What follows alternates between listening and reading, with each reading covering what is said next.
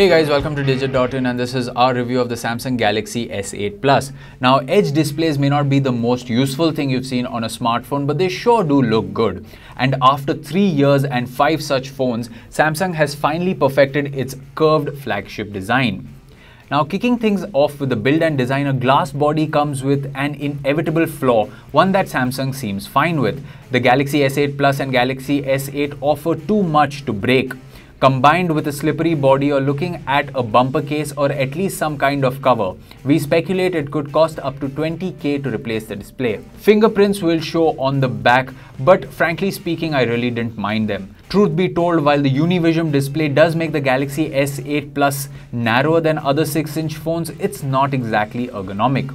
In order to make the phone feel like it was all screen, Samsung finally used on-screen buttons on the phone. The home, recent and back buttons work just like any other phone, but there's an embedded home button below the display as well, which works like the Force Touch button we have seen on the iPhone. Moving to the hardware buttons, you'll find the power on-off button on the right, while the volume rocker and the Bixby button lie on the left. There's no real bezel-less display, but one can't blame Samsung for calling this one of those.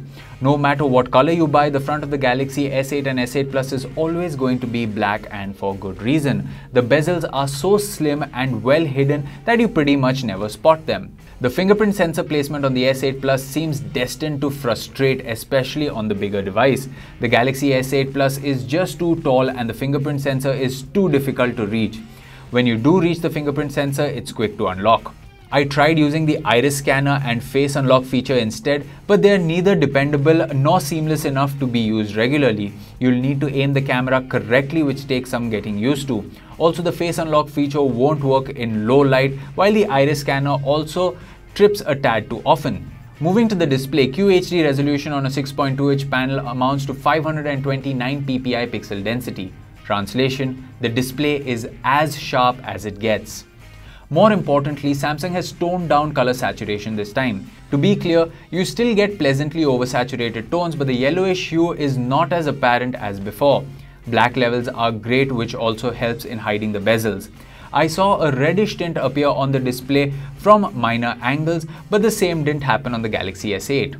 Univision aspect ratio allows the display to be taller instead of wider, which is the main reason for this phone's compact form factor. However, content doesn't yet conform to it. So for the time being, you'll have to deal with black bars all around. When it comes to the UI, Samsung has changed TouchWiz's color schemes and icon designs this time around. The rest of the UI feels kinda similar.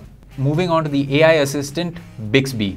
Bixby in India is less of an AI assistant and more of a replacement for Flipboard right now. Bixby is slow to launch when using the hardware button, and if you use it within the camera apps, it'll find photos similar to the ones you've picked. If there's text in your photo, Bixby can read that and pick the text out.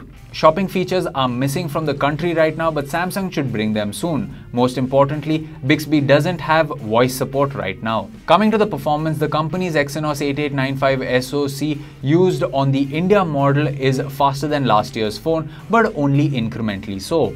Overall, the Samsung Galaxy S8 Plus brings stellar performance, be it in everyday tasks or gaming, which is what you'd expect from such a device.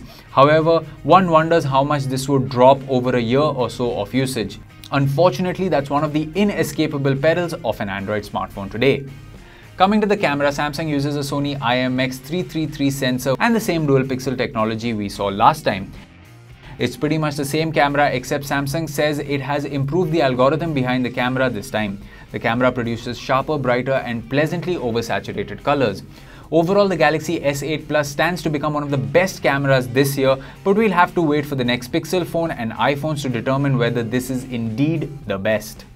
Coming to the battery, the large size allows Samsung to include a 3500 mAh battery on this one, and it achieves reasonable battery life. The PC Mark battery test returns 11 hours and 31 minutes. In real-world usage, this translates to about 12 to 14 hours of regular usage. When it does discharge, the Galaxy S8 Plus charges really fast, so half an hour's worth of charging will get you very close to 50%, enough to last for a full 24 hours. So what's the verdict then? Is the Galaxy S8 Plus the phone to buy this year?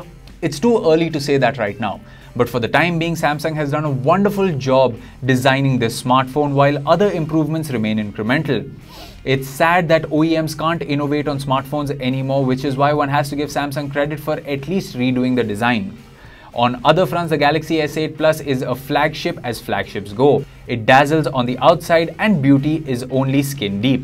Thank you for tuning into Digit, and for more videos like this one, you can subscribe to our channel.